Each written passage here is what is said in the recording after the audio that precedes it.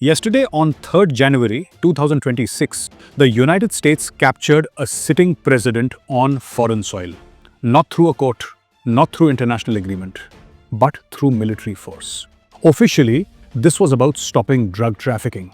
But here is what actually matters. For the first time in the modern world, a superpower just proved that international law no longer stops you from removing leaders you don't like. And Russia and China? They said almost nothing. Most news channels are telling you this is about Venezuela. They are wrong. This is about what becomes possible next in Taiwan, in Eastern Europe, in every country that thought international law would protect them. Here is what the world is telling itself right now. The operation was clean, Maduro is gone, a new government takes over, oil flows, the region stabilizes, America wins, end of story. It feels convincing. When an operation works this fast, no ground invasion, no long occupation, a new government ready to take over, it looks like a clean solution. Contained, controlled, finished. But watch this carefully. When you watch a bank robbery on camera, you see the crime. But when you watch that same robbery from the perspective of other banks, you see something very different. You see a door that was supposed to stay locked opening. You see security that was meant to be unbreakable fail. You see a system built on one belief, that this could not be done, suddenly proving that it can. The easy assumption is that this operation is just about Venezuela. The dangerous truth is that this operation is about what other countries can now do, and that changes everything. Now, here is the part that should alarm you more than any military strike. Russia condemned this operation. China condemned this operation. Both countries called it illegal. Both countries said it violated international law. Then they did nothing. No military threat, no promise of retaliation, no mobilization of forces, no emergency meetings, just words and silence. Most analysts are treating this as weakness. Russia and China couldn't stop it, so they accepted it. But that's not true. If someone robs a bank in your neighborhood and you see exactly how they did it, and you already have the same tools, you don't rush in to stop it. You watch closely. You study how they got past the security, and then you use the exact same method on a bank you want to target. Russia and China are not silent because they are weak. They are silent because they are already calculating how to use this model themselves. And the genius of their silence is this. If they had threatened retaliation, if they had made noise, the United States might have hesitated. It might have limited the operation. It might have waited for international consensus. But by saying nothing, by accepting it quietly, Russia and China let the template lock in. Now it exists. Now it's established. Now they own it too. This is where the story turns. For 80 years, there has been one rule that, on paper at least, protected smaller countries from larger ones. The rule was in something called the UN Charter. It basically said, you cannot use military force to change governments in other countries. It was simple. It was not perfectly enforced. Countries broke it before, but it was there. It created friction. It created costs. It made big countries think twice. Now watch what just happened. The United States did not declare war on Venezuela. They did not go to the Security Council. They did not claim Venezuela attacked them. Instead, they used a different argument. We have a criminal warrant for Maduro. Maduro is a drug trafficker. Therefore, we are executing a law enforcement operation. This is not war. This is not invasion. This is police work. And legally speaking, on paper, they are right. Criminal jurisdiction justifies enforcement. If the US has a valid criminal warrant, and if that warrant applies to someone on foreign soil, then in theory, the US has the authority to arrest that person. But here is the twist that changes everything. By doing this, the United States just proved that any superpower can redefine military action as law enforcement whenever it wants. Is it law enforcement or is it invasion? The answer depends entirely on what you call it. And who gets to decide what you call it? The powerful country doing it. Russia is watching this very carefully. Because Russia can use the exact same argument in Ukraine, in Georgia, in any place where it wants to enforce what it calls internal security. China is watching this very carefully. Because China can call Taiwan an internal security matter. It can call a military blockade a police operation. It can use the same legal framework to do what it wants. The rule did not disappear. It just became optional. And once a rule becomes optional for one superpower, it becomes optional for all of them. This is where most people miss the real game. Everyone is focused on Venezuela right now. Who's in charge? How long the occupation lasts? What about the oil?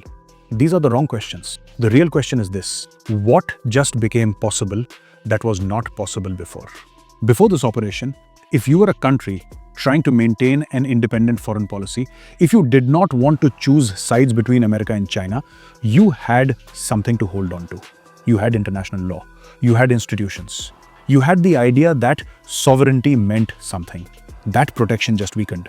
Now, if you're a smaller country or even a medium-sized country like Brazil or Mexico, you understand something new and dangerous. International law will not protect you if a superpower decides you are in the way. So what do? You have three choices now. Choice 1, align permanently with America. Give up on independent foreign policy. Accept that your decisions will be made in Washington. Choice 2, align permanently with China or Russia. Give up on the West. Accept that your decisions will be made in Beijing or Moscow. Choice 3, build military capability so strong that invading you becomes too expensive. Go nuclear, build air defense, develop cyber weapons, make yourself so hard to attack that even superpowers think twice. Notice what is missing from that list: independence, strategic autonomy, the ability to play multiple sides. The non-aligned path that kept countries safe for decades, that era is over now. This is the quiet shift that will shape the next decade of global politics. Not because of what happened in Venezuela, but because of what just became possible everywhere else. If you find the content and research useful, please subscribe. It motivates me to create more videos like this. Let's continue. Now watch this carefully, because this is where geopolitics becomes predictable. Russia is thinking like this: if America just proved it can unilaterally remove a leader it does not like, using a criminal warrant as justification, then I can do the same thing in my sphere.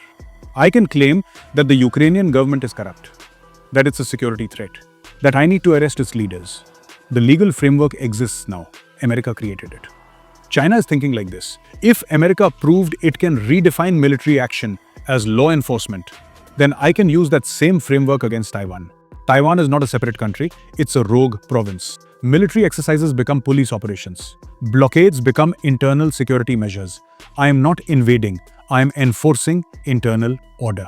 And here is the detail that changes everything. The genius of this precedent is that it gives superpowers a method that's legally defensible, militarily efficient, and practically irreversible.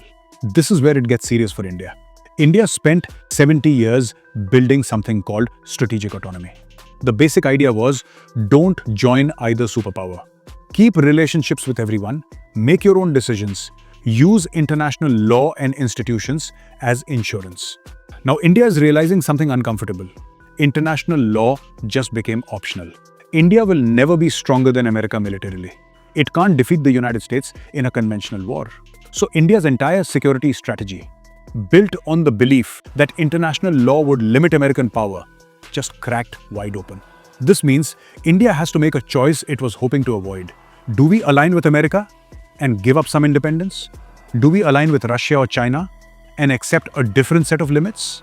Or do we speed up military development, even nuclear weapons, and hope that makes us too expensive to touch? This is not speculation, this is already happening. India is quietly increasing military spending. India is maintaining relationships with Russia despite American pressure. India is developing missile systems and cyber capabilities specifically designed to deter great power intervention. India is hedging because the insurance policy, international law, just became worthless. And every country that valued independence is making this same calculation right now. Here is where we move from analysis to prediction. And this prediction is based entirely on incentives, not guessing. The next major move is already in motion. It's not a war, it's not dramatic, but it will reshape Asia. China is going to escalate military exercises around Taiwan, and they will justify this using the exact legal framework America just created. Watch for military ships circling Taiwan more often. Watch for air exercises that grow larger and louder. Watch for infrastructure that quietly restricts trade. Watch for a slow tightening that looks like routine military activity. The United States will face a choice. Do we respond militarily, which triggers direct US-China conflict, or do we accept it, which signals that the precedent works both ways?